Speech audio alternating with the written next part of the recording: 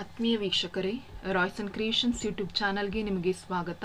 ಇಂದಿನ ಈ ವಿಡಿಯೋದಲ್ಲಿ ಕರ್ನಾಟಕ ಶಾಲಾ ಪರೀಕ್ಷೆ ಮತ್ತು ಮೌಲ್ಯ ನಿರ್ಣಯ ಮಂಡಳಿಯವರು ಬಿಡುಗಡೆ ಮಾಡಿರುವ ಮೌಲ್ಯಾಂಕನ ಮಾರ್ಚ್ 2024 ವಿಜ್ಞಾನ ಮಾದರಿ ಪ್ರಶ್ನೆ ಪತ್ರಿಕೆಯ ಭಾಗ 2 ಅಂದರೆ ಉಳಿದ ಪ್ರಶ್ನೆಗಳನ್ನು ನಾನು ಈ ವಿಡಿಯೋದಲ್ಲಿ ಡಿಸ್ಕಷನ್ ಮಾಡ್ತಾ ಇದ್ದೀನಿ. ಈಗ ಆಲ್ರೆಡಿ ನಾನು 8th ವಿಜ್ಞಾನದಲ್ಲಿ ಸ್ಟಾರ್ಟಿಂಗ್ 20 ಕ್ವಶನ್ಸ್ ಅನ್ನು ನಾನು ನಿಮ್ಮ ಜೊತೆ ಡಿಸ್ಕಷನ್ ಮಾಡಿದೆ. ಉಳಿದಂತಹ ಕ್ವಶನ್ ಆನ್ಸರ್ಸ್ 2 ಮಾರ್ಕ್ಸ್ ಮತ್ತು 3 ಮಾರ್ಕ್ಸ್ ಕ್ವಶನ್ ಆನ್ಸರ್ಸ್ಗಳನ್ನು ಈ ವಿಡಿಯೋದಲ್ಲಿ ನಾನು ಡಿಸ್ಕಷನ್ ಮಾಡ್ತಾ ಇದ್ದೀನಿ. ಯಾರೆಲ್ಲ ಮೊದಲ ಬಾರಿ ನೋಡ್ತಾ ಇದ್ದಾರೆ ಸಬ್ಸ್ಕ್ರೈಬ್ ಮಾಡಿ ಹಾಗೂ ನಿಮ್ಮ ಫ್ರೆಂಡ್ಸಿಗೆ ಶೇರ್ ಮಾಡಿ. ಥರ್ಡ್ ಮೇನ್, ಕೆಳಗಿನ ಪ್ರಶ್ನೆಗಳಿಗೆ ಉತ್ತರಿಸಿ. 21ನೇ ಪ್ರಶ್ನೆ, ಜಾರು ಘರ್ಷಣೆಯು ಸ್ಥಾಯಿ ಘರ್ಷಣೆಗಿಂತ ಕಡಿಮೆ ಇರುತ್ತದೆ ವಿವರಿಸಿ, ಅಥವಾ ಅಪಘರ್ಷಕಗಳು ಘರ್ಷಣೆಯನ್ನ ಹೇಗೆ ಕಡಿಮೆ ಮಾಡ್ತವೆ ಉದಾಹರಣೆಯೊಂದಿಗೆ ವಿವರಿಸಿ. ನಿಮಗೆ ಇವೆರಡರಲ್ಲಿ ಯಾವುದು ಆನ್ಸರ್ ಕರೆಕ್ಟಾಗಿ ಗೊತ್ತಿರುತ್ತೆ ಅದನ್ನ ಆನ್ಸರ್ ಮಾಡಿ. ನಾನಿಲ್ಲಿ ಒಂದು ಪ್ರಶ್ನೆಗೆ ಆನ್ಸರ್ ಅನ್ನ ಕೊಟ್ಟಿದ್ದೀನಿ ಮಕ್ಕಳ. ನಿಶ್ಚಲ ಸ್ಥಿತಿಯಲ್ಲಿರುವಂತಹ ಕಾಯ ಒಂದು ಕಾಯ ಏನಾಗ್ತದೆ, ಚಲಿಸಲಾರಂಭಿಸಲು ಬೇಕಾಗುವಂತಹ ಬಲದ ಅಳತೆಗೆ ನಾವು ಸ್ಥಾಯಿ ಘರ್ಷಣೆ ಅಂತ ಹೇಳ್ತೀವಿ. ಸ್ಥಿರ ಜವದಲ್ಲಿ ಚಲಿಸುತ್ತಿರುವ ಕಾಯ ಒಂದೇ ಜವದಲ್ಲಿ ಚಲಿಸುವಂತೆ ಮಾಡಲು ಅಗತ್ಯವಾದಂತಹ ಬಲದ ಅಳತೆಗೆ ಜಾರು ಘರ್ಷಣೆ ಅಂತ ಹೇಳ್ತೀವಿ. ಆದ್ರೆ ಜಾರು ಘರ್ಷಣೆ ಅದೇ ಜವದಲ್ಲಿ ಚಲಿಸುವಂತೆ ಮಾಡಲು ಅಗತ್ಯವಾದ ಬಲ ಇರೋದ್ರಿಂದ ಅದು ಕಡಿಮೆ ಇರ್ತದೆ. ಹಾಗಾಗಿ ಸ್ಥಾಯಿ ಘರ್ಷಣೆಗಿಂತ ಜಾರು ಘರ್ಷಣೆ ಕಡಿಮೆ ಇರುತ್ತೆ. 22ನೇ ಪ್ರಶ್ನೆ, ನ್ಯೂನ್ಯತಾ ವಲಯ ಎಂದರೇನು? ಭೂಕಂಪದ ತೀವ್ರತೆಯನ್ನು ಅಳೆಯುವ ಸಾಧನ ಯಾವುದು? ಭೂತೊಗಟೆಯ ಗಡಿ ಭಾಗಗಳು ದುರ್ಬಲ ವಲಯಗಳಾಗಿರ್ತವೆ. ಇವುಗಳನ್ನ ನ್ಯೂನ್ಯತಾ ವಲಯ ಅಂತ ಹೇಳಿ ಕರೀತಾರೆ. ಭೂತೊಗಟೆಯ ಗಡಿ ಭಾಗಗಳು ಒಳಭಾಗಗಳು ದುರ್ಬಲ ಆಗಿರ್ತದೆ, ಅದನ್ನ ನ್ಯೂನ್ಯತಾ ವಲಯ ಅಂತ ಹೇಳೋದು. ಭೂಕಂಪದ ತೀವ್ರತೆಯನ್ನು ಅಳೆಯುವ ಮಾಪನ ರಿಕ್ಟರ್ ಮಾಪನ ಆಗಿರುತ್ತೆ. 23ನೇ ಪ್ರಶ್ನೆ, ಬೆಳಕಿನ ಪ್ರತಿಫಲನದ ನಿಯಮವನ್ನ ನಿರೂಪಿಸಿ, ಅಥವಾ ಬೆಳಕಿಗೆ ಸಂಬಂಧಿಸಿದಂತೆ ಇವುಗಳನ್ನ ನಿರೂಪಿಸಿ ಕೇಳಿದರೆ. ಲ್ಯಾಟ್ರಲ್ ವರ್ಷನ್ ಅಂತೀವಿ, ಪಾರ್ಶ್ವ ವಿಪರ್ಯಾಯ, ನಿಯತ ಪ್ರತಿಫಲನ ರೆಗ್ಯುಲರ್ ರಿಫ್ಲೆಕ್ಷನ್ಸ್. ಇವುಗಳನ್ನ ನಿಮ್ಗೆ ಎಕ್ಸ್ಪ್ಲೈನ್ ಮಾಡಕ್ಕೆ ಹೇಳಿದ್ರೆ. ಎರಡರಲ್ಲಿ ಆಕ್ಚುಲಿ ಬೆಳಕಿನ ಪ್ರತಿಫಲನದ ನಿಯಮ ತುಂಬಾನೇ ಈಸಿ. ಬೆಳಕಿನಲ್ಲಿ 2 ಪ್ರತಿಫಲನದ ನಿಯಮಗಳಿದಾವೆ. ಮೊದಲನೇದು ಪತನ ಕೋನದ ಸೈನು, ಅಂದ್ರೆ ಪತನ ಕೋನವು ಯಾವಾಗಲೂ ಪ್ರತಿಫಲನ ಕೋನಕ್ಕೆ ಸಮನಾಗಿರ್ತದೆ. Angle of I is equals to angle of R ಆಗಿರುತ್ತೆ. ಅದೇ ರೀತಿ ಪತನ ಕಿರಣ ಪ್ರತಿಫಲನ ಕಿರಣಕ್ಕೆ ಎಳೆದ ಲಂಬ ಮತ್ತೆ ಪ್ರತಿಫಲಿತ ಕಿರಣ ಇವೆಲ್ಲವೂ ಒಂದೇ ಸಮತಲದಲ್ಲಿ ಇರ್ತದೆ. ಹಾಗಾಗಿ ಬೆಳಕಿನ ಪ್ರತಿಫಲನದ ನಿಯಮವನ್ನ ಮಿಸ್ ಮಾಡಬೇಡಿ ಮಕ್ಕಳ. ನೆಕ್ಸ್ಟ್ 24ನೇ ಪ್ರಶ್ನೆ, ಇಲ್ಲಿ 2 ಪ್ರಶ್ನೆಗಳಿದಾವೆ ಮಕ್ಕಳು, 2ಕ್ಕೂ ಆನ್ಸರ್ ಅನ್ನ ಮಾಡಿದೀನಿ ನೋಡಿ. ಕಬ್ಬಿಣ, ಆಕ್ಸಿಜನ್ ಮತ್ತೆ ನೀರು ಇವುಗಳ ನಡುವಿನ ರಾಸಾಯನಿಕ ಕ್ರಿಯೆಯಲ್ಲಿ ಉಂಟಾದ ಉತ್ಪನ್ನವನ್ನ ನೀಲಿ ಮತ್ತು ಕೆಂಪು ಲಿಟ್ಮಸ್ ಕಾಗದದ ಜೊತೆ ಪರೀಕ್ಷಿಸಿದೆ. ಎರಡರ ಜೊತೆನೂ ಪರೀಕ್ಷಿಸಿದೆ. ಲಿಟ್ಮಸ್ ಕಾಗದದಲ್ಲಿ ಗಮನಿಸುವ ಬದಲಾವಣೆ ಏನು? ಒಂದು ವೇಳೆ ಲಿಟ್ಮಸ್ ಕಾಗದದ ಬಣ್ಣದಲ್ಲಿ ಬದಲಾವಣೆ ಆದರೆ ಅದಕ್ಕೆ ಕಾರಣದ ಉತ್ಪನ್ನದ ಲಕ್ಷಣವೇ? ಈ ಒಂದು ಇದನ್ನ ಎಕ್ಸ್ಪೆರಿಮೆಂಟ್ ಅನ್ನ ಮಾಡಬೇಕಾದ್ರೆ, ಪ್ರಯೋಗವನ್ನ ಮಾಡಬೇಕಾದ್ರೆ ಲಿಟ್ಮಸ್ ಪೇಪರ್ ತನ್ನ ಬಣ್ಣವನ್ನ ಬದಲಾಯಿಸ್ತದೆ. ಯಾಕೆಂತ ಹೇಳಿದ್ರಲ್ಲಿ ರಾಸಾಯನಿಕ ಕ್ರಿಯೆ ನಡೆದು ಸ್ಥಾನಪಲ್ಲಟ ಆಗಿರುತ್ತೆ. ಒಂದ್ ಅರ್ಥ ಮಾಡ್ಕೊಳ್ಳಿ ಮಕ್ಕಳ, ನೀಲಿ ಲಿಟ್ಮಸ್ ಕೆಂಪು ಬಣ್ಣಕ್ಕೆ ತಿರುಗ್ತಾ ಇದೆ ಅಂತ ಹೇಳಿದ್ರೆ, ಕೆಂಪು ಬಣ್ಣಕ್ಕೆ ಬರ್ತಾ ಇದೆ ಅಂದ್ರೆ ಅದು ಆಮ್ಲ ಆಗಿರ್ತದೆ. ಕೆಂಪು ಬಣ್ಣದಿಂದ ನೀಲಿ ಬಣ್ಣಕ್ಕೆ ಬರ್ತಾ ಇದೆ ಅಂತ ಹೇಳಿದ್ರೆ ಅದು ಪ್ರತ್ಯಾಮ್ಲೀಯ ಆಗಿರುತ್ತೆ. ಹಾಗಾಗಿ ನಿಮಗೆ ಆ 2 ಕ್ಯಾರೆಕ್ಟರ್ ಗುಣಗಳು ನಿಮಗೆ ಗೊತ್ತಿರಬೇಕು. ಇದೇ ಪ್ರಶ್ನೆಗೆ ಇನ್ನೊಂದು ಆಪ್ಷನ್ ಅನ್ನು ಕೊಟ್ಟಿದ್ದಾರೆ. ಸಮ ಪ್ರಮಾಣದ ಮತ್ತು ಸಮಸಾರತೆಯ ತಾಮ್ರದ ಸಲ್ಫೈಡ್ ದ್ರಾವಣ ಹೊಂದಿರುವ ಎ ಎಂಬ ಬೀಕರಿಗೆ ಕಬ್ಬಿಣದ ಮೊಳೆಗಳು, ಬಿ ಎಂಬ ಬೀಕರಿಗೆ ಬೆಳ್ಳಿಯ ಚೂರುಗಳನ್ನು ಹಾಕಿದೆ.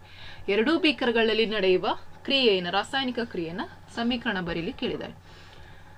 ಮೊದಲನೇ ಬೀಕರಲ್ಲಿ ಏನ್ ತಗೊಂಡಿದ್ದಾರೆ? ತಾಮ್ರದ ಸಲ್ಫೇಟ್ ಅಂದ್ರೆ ಕಾಪರ್ ಸಲ್ಫೇಟ್ ಜೊತೆಗೆ ಕಬ್ಬಿಣದ ಚೂರನ್ನ ಹಾಕ್ತಾ ಇದ್ದಾರೆ. ಅವೆರಡು ಏನಾಗ್ತದೆ ಅಂತ ಹೇಳಿದ್ರೆ ಅಲ್ಲಿ ಸ್ಥಾನಪಲ್ಲಟಗೊಳ್ತವೆ.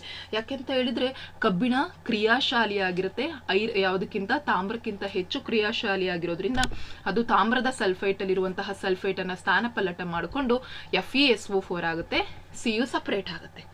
ಆದ್ರೆ ಬೆಳ್ಳಿಗೆ ಇನ್ನೊಂದು ಬೀಕರ್ಗೆ, ಎ ಬೀಕರಲ್ಲಿ ಈ ತರ ಆಗುತ್ತೆ, ಬಿ ಬೀಕರ್ಗೆ ಬಂದ್ರೆ ಅಲ್ಲಿ ಯಾವುದೇ ರೀತಿಯ ಸಮೀಕರಣ ಆಗೋದಿಲ್ಲ, ರಾಸಾಯನಿಕ ಕ್ರಿಯೆ ನಡೆಯೋಲ್ಲ. ಯಾಕೆ ಅಂತ ಹೇಳಿದ್ರೆ ಬೆಳ್ಳಿ ತಾಮ್ರದ ಸಲ್ಫೇಟ್ಗಿಂತ ಕಡಿಮೆ ಕ್ರಿಯಾಶಾಲಿ. ಕಡಿಮೆ ಕ್ರಿಯಾಶಾಲಿ ಆಗಿದ್ರೆ ಅಲ್ಲಿ ಯಾವುದೇ ರೀತಿಯ ಸ್ಥಾನಪಲ್ಲಟ ನಡೆಯೋದೇ ಇಲ್ಲ, ಯಾವುದೇ ರಾಸಾಯನಿಕ ಕ್ರಿಯೆನೇ ನಡೆಯೋದಿಲ್ಲ. ಹಾಗಾಗಿ ಬಿ ನಲ್ಲಿ ಯಾವುದೇ ರಾಸಾಯನಿಕ ಕ್ರಿಯೆ ನಡೆಯೋದಿಲ್ಲ ಅಂತ ಹೇಳಿ ಬರಿಬೇಕು, ರೀಸನ್ ಅನ್ನ ಕೊಟ್ಟು ಬರಿಬೇಕು. 25ನೇ ಪ್ರಶ್ನೆ, ವಿದ್ಯಾರ್ಥಿಯೊಬ್ಬ ತನ್ನ ಶಾಲೆಯ ಪ್ರಯೋಗಾಲಯದಲ್ಲಿ ಸತ್ತ ಜೀವಿಗಳಿಂದ ಪೆಟ್ರೋಲಿಯಂ ತಯಾರಿಸಲು ಯೋಜಿಸುತ್ತಿದ್ದಾನೆ. ಅವನ ಯೋಜನೆ ಸಫಲವಾಗಬಲ್ಲದೆ? ನಿಮ್ಮ ಉತ್ತರವನ್ನ ವೈಜ್ಞಾನಿಕವಾಗಿ ಪುಷ್ಟೀಕರಿಸಿ. ಸೊ ಈ ಯೋಜನೆ ಸಫಲ ಆಗೋದಿಲ್ಲ.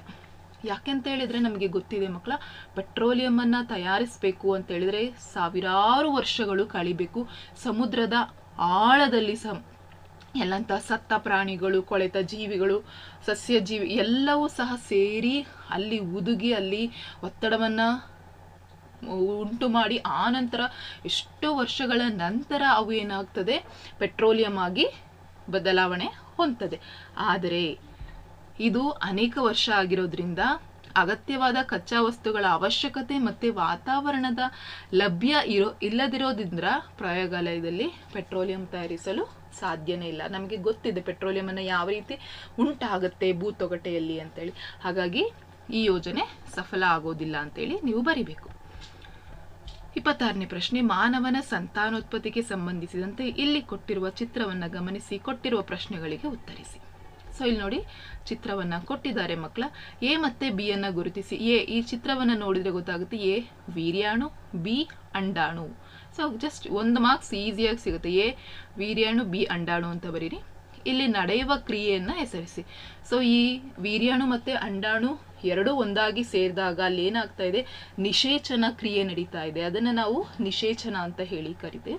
ಸೊ 2ನೇ ಪ್ರಶ್ನೆಗೆ ಉತ್ತರ ಸಿಕ್ತು. 3ನೇ ಪ್ರಶ್ನೆದು, ಈ ನಿಷೇಚನದ ನಂತರ ಉಂಟಾಗುವ ರಚನೆ ಯಾವುದು ಅಂತ ಕೇಳಿದರೆ, ಸೊ ಈ ಕ್ರಿಯೆಯ ನಂತರ ಉಂಟಾಗುವ ರಚನೆಗೆ ನಾವು ಯುಗ್ಮಜ ಅಂತ ಹೇಳಿ ಕರಿತೀವಿ.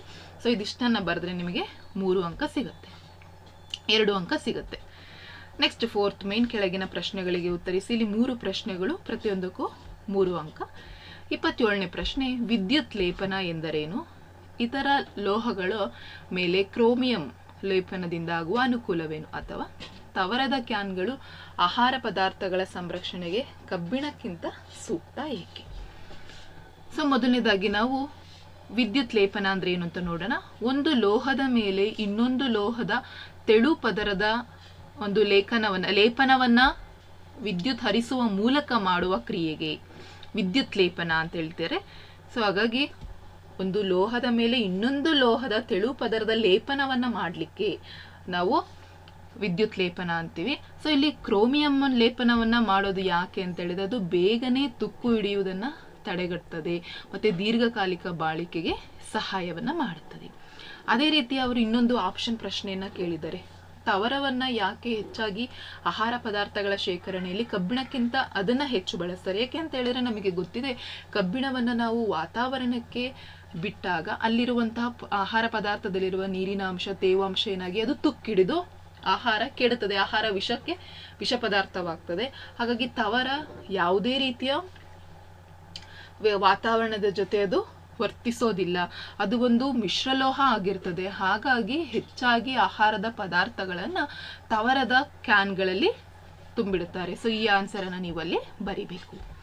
28ನೇ ಪ್ರಶ್ನೆ, ಮೇಣದ ಬತ್ತಿಯ ಜ್ವಾಲೆಯ ವಿವಿಧ ವಲಯಗಳನ್ನು ತೋರಿಸುವ ಚಿತ್ರ ಬರೆದು ಕೆಳಗಿನ ಭಾಗಗಳನ್ನು ಗುರುತಿಸಿ. ಅತ್ಯಂತ ಬಿಸಿ ಭಾಗ ಮತ್ತೆ ಅತ್ಯಂತ ಕಡಿಮೆ ಬಿಸಿ ಭಾಗ. ಸೊ ನಾನು ಇಲ್ಲಿ ಚಿತ್ರವನ್ನ ಕೊಟ್ಟಿದ್ದೀನಿ ಮಕ್ಕಳ. ಇದೇ ಚಿತ್ರವನ್ನ ನೀವು ಅಭ್ಯಾಸ ಮಾಡಿದ್ರೆ ನೀವು 3 ಅಂಕವನ್ನ ಗಳಿಸಬಹುದು. 29ನೇ ಪ್ರಶ್ನೆ, ಪ್ರಾಣಿ ಜೀವಕೋಶದ ರಚನೆ ತೋರಿಸುವ ಚಿತ್ರ ಬರೆದು ಭಾಗಗಳನ್ನು ಗುರುತಿಸಿ. ಕೋಶ ಕೇಂದ್ರ, ರಸದಾನಿ. ಸೊ ಇಲ್ಲಿ ನಿಮಗೆ ಅವರು 2 ಚಿತ್ರಗಳನ್ನ ಕೇಳಿದ್ದಾರೆ, 2 ಭಾಗಗಳನ್ನ ಕೇಳಿದ್ದಾರೆ. ಸೊ ಎಲ್ಲಾ ಭಾಗಗಳನ್ನ ಕಲ್ತ್ಕೊಳ್ಳಿ. ಎಕ್ಸಾಮ್ ಅಲ್ಲಿ ಯಾವ ಭಾಗ ಕೇಳ್ತಾರೆ ಗೊತ್ತಾಗೋದಿಲ್ಲ. ಸೊ ನಾನು ಇಲ್ಲಿ ಕಂಪ್ಲೀಟ್ ಆಗಿ ಎಲ್ಲಾ ಭಾಗಗಳು ಗುರುತಿಸಿರುವಂತ ಚಿತ್ರ ಕೊಟ್ಟಿದ್ದೀನಿ, ಅಭ್ಯಾಸ ಮಾಡ್ಕೊಳ್ಳಿ.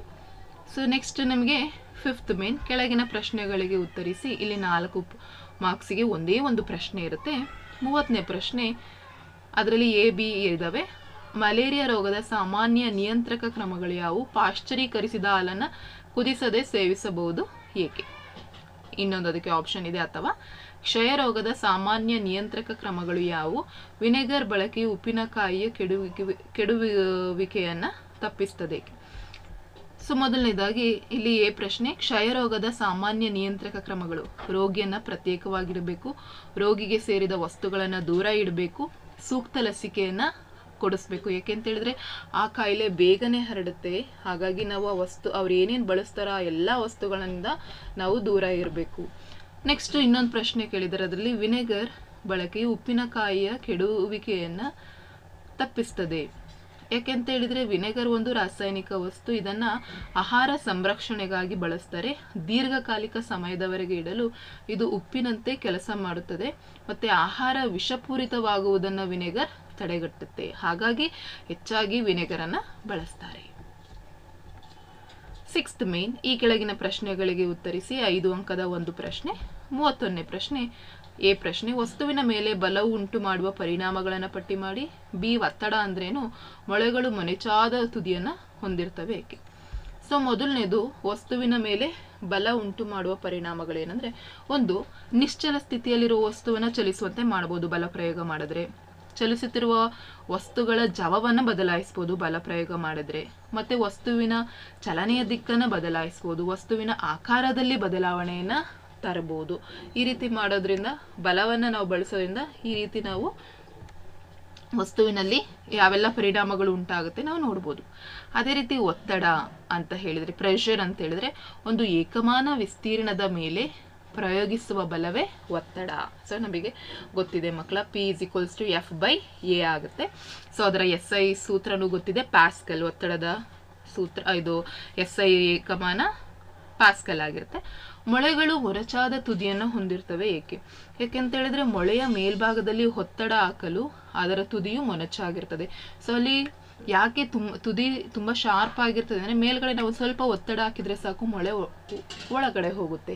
ಹಾಗಾಗಿ ಅವು ತುಂಬಾ ಶಾರ್ಪ್ ಆಗಿರ್ತದೆ. ಸೊ ಇಷ್ಟು ಪಾರ್ಟ್ ಅಲ್ಲಿ ನಾನು ಒಂದು ಕ್ವಶನ್ಸ್ಗೆ ನಾನು ಮಿಸ್ಟೇಕ್ ಆಗಿ ಅಂಡಜ ಮತ್ತೆ ಜರಾಯು ಅಂತ ಹೇಳಿ ನಾನು ಅದಕ್ಕೆ ಆನ್ಸರ್ ಅನ್ನ ಕೊಟ್ಟಿದ್ದೀನಿ. ಆಕ್ಚುಲಿ ಅಂಡಜ ಮತ್ತೆ ಜರಾಯು ಅಂದ್ರೆ ವಿವಿಪೋರಸ್ ಅಂಡ್ ಓವಿಪೋರಸ್. ಸೊ ಇಂಗ್ಲಿಷ್ ವರ್ಷನ್ ಅಲ್ಲಿ ಕರೆಕ್ಟ್ ಆಗಿ ನನಗೆ ಸಿಕ್ತಾಗ ನನ್ಗೆ ಅರ್ಥ ಆಯ್ತು. ಸೊ ಹಾಗಾಗಿ ಅಂಡಜ ಅಂತ ಹೇಳಿದ್ರೆ ಮೊಟ್ಟೆ ಇಟ್ಟು ಮರಿ ಮಾಡುವಂತಹ ಪ್ರಾಣಿಗಳಿಗೆ ಅಂಡಜ ಅಂತ ಹೇಳಿ ಕರಿತೀವಿ. ಜರಾಯುಜ ಅಂತ ಹೇಳಿದ್ರೆ ತನ್ನಂತೆ ಹೋಲುವ ಇನ್ನೊಂದು ಜೀವಿಗೆ ಜನ್ಮ ನೀಡೋದಕ್ಕೆ ಜರಾಯುಜ ಅಂತ ಹೇಳ್ತೀವಿ. ವಿವಿಪೋರಸ್ ಅಂತ ಹೇಳಿ ಕರಿತೀವಿ. ಸೊ ಇದೊಂದು ಆನ್ಸರ್ ಅನ್ನ ನೀವು ಕರೆಕ್ಟ್ ಮಾಡ್ಕೊಳ್ಳಿ. ಇದಿಷ್ಟು ಆನ್ಸರ್ ನಿಮಗೆ ಅರ್ಥ ಆಗಿದೆ. ಇಲ್ಲಿಗೆ ಕಂಪ್ಲೀಟ್ ಆಗಿ ನಿಮ್ಮ 8th ಕ್ವಶನ್ ಪೇಪರ್ ಕಂಪ್ಲೀಟ್ ಆಗಿದೆ. ಸೊ ಚೆನ್ನಾಗಿ ಪ್ರಾಕ್ಟೀಸ್ ಮಾಡಿ. ಇದೇ ಪೇಪರ್ ಬರುತ್ತೆ ಅಂತಲ್ಲ, ಪ್ಯಾಟರ್ನ್ ಸೇಮ್ ಇರುತ್ತೆ. ಹಾಗಾಗಿ ನಿಮ್ಮ ಎಕ್ಸಾಮ್ಗೆ ಆಲ್ ದ ಬೆಸ್ಟ್ ಅಂತ ಹೇಳ್ತಾ ಈ ವಿಡಿಯೋನ ಎಂಡ್ ಮಾಡ್ತಾ ಇದ್ದೀನಿ. Thank you for watching this video.